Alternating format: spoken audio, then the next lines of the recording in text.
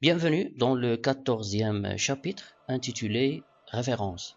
On va commencer par les tables des matières.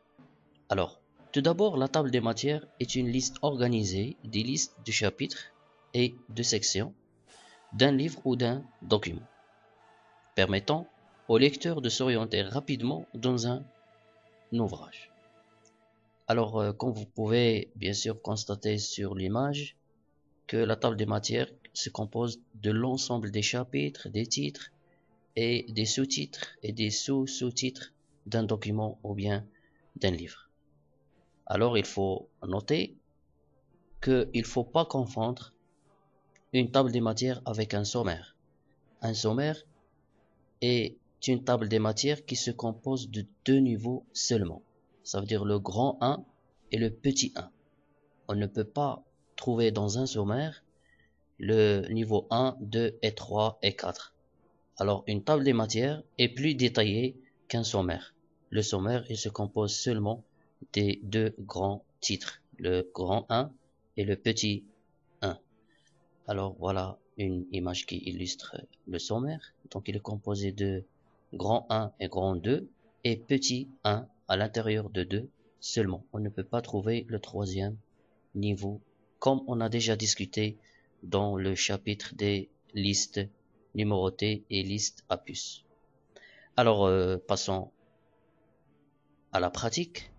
On va essayer d'insérer une table des matières. Alors, les tables des matières sont disponibles dans l'onglet Références et exactement dans le groupe Table des matières. Alors, on va cliquer sur Table des matières et on peut choisir parmi les tables des matières prédéfinies ou bien insérer une table des matières personnalisée. Commençons par les tables des matières prédéfinies. Table automatique 1. Là, on va recevoir un message qui va nous avertir que pour ajouter ou supprimer des éléments dans une table des matières, sélectionnez le texte dans votre document, puis effectuez l'une des opérations suivantes. Première opération, appliquer un style de titre à partir de la galerie style située sous l'onglet Accueil. Modifier le niveau hiérarchique du texte à l'aide du menu Ajouter le texte situé dans le groupe Table des matières sous l'onglet Références.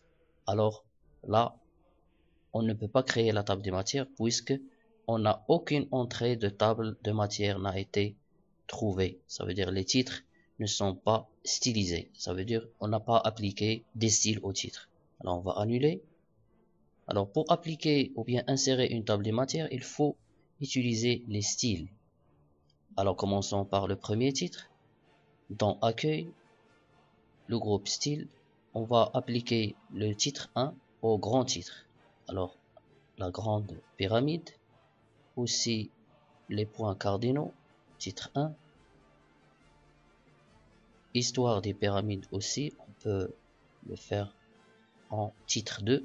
Alors deuxième niveau. Image titre 2, deuxième niveau. Monument exceptionnel titre 1, c'est grand 1.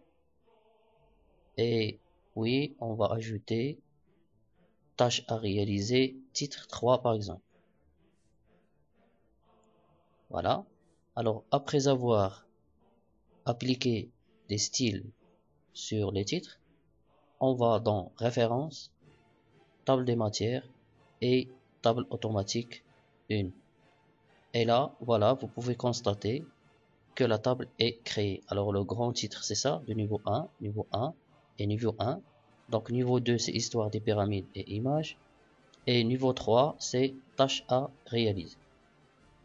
Et voilà, donc chaque titre il est lié avec le numéro de sa page. Alors on va annuler pour insérer une table des matières personnalisée. Alors là on a un ensemble d'options qu'on peut personnaliser, par exemple afficher le numéro de page. Là si on décoche bien sûr, les titres ne vont pas être liés aux pages. On va laisser cocher. Aligner le numéro de page à droite. Donc les lignes ou bien les numéros de page, ils vont être collés avec les titres. Alors on va laisser cocher pour qu'ils soient séparés un peu.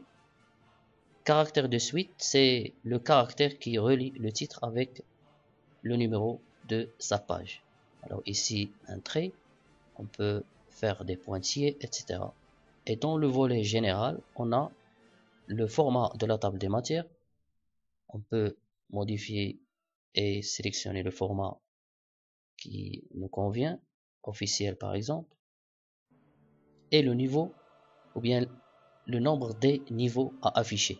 Alors afficher les niveaux ici 3, vous allez constater qu'il va afficher grand 1, sous-titre et sous-sous-titre. Sinon, si on met 2, donc il va afficher le premier grand titre et le sous-titre. Et ça, c'est une table des matières qui contient 2 niveaux, alors c'est un sommaire. Alors on va garder 3 et on clique sur OK. Et voilà, notre table des matières, elle est bien créée avec les niveaux volus et avec ici caractère de suite, c'est pointillé et le numéro de page. Je tiens à vous informer que la table des matières, elle est rapidement mise à jour à travers le bouton droit. Regardez, si on clique bouton droit et on peut mettre à jour les champs. Ça veut dire quoi? Si on a changé, par exemple, après avoir créé la table des matières, on va changer par exemple un titre. Ok, on va supprimer exceptionnel. On va revenir à la table des matières pour mettre ici on trouve le titre monument exceptionnel. Alors bouton droit et mettre à jour la table.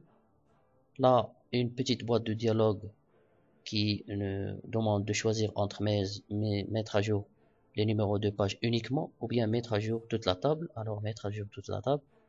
Et voilà, vous allez constater que le titre il est mis à jour. Aussi, si on change, par exemple là le titre il est dans la page 3. Si on change la page, ou bien par exemple on va mettre le titre dans la page suivante, c'est la page 5. Et on va revenir sur la table pour la mettre à jour. Bouton droit et mettre à jour. Alors toute la table. Et voilà, donc les pages sont mises à jour automatiquement. Dernière information, c'est que les titres sont des liens hypertextes. Ça veut dire que je peux cliquer directement sur le titre, les points cardinaux, pour arriver sur le titre dans le texte. Alors lorsqu'on crée une table des matières, les titres sont des liens hypertextes automatiquement. On peut désactiver cette option lors de la création de la table des matières. Alors là, vous allez constater que dans l'aperçu web, on trouve utiliser les liens hypertextes à la place des numéros de page. Alors là, automatiquement, les liens sont les titres sont des liens hypertextes. Ok. Alors regardez, si lorsqu'on a décoché, alors les titres ne sont pas des liens hypertextes. Merci.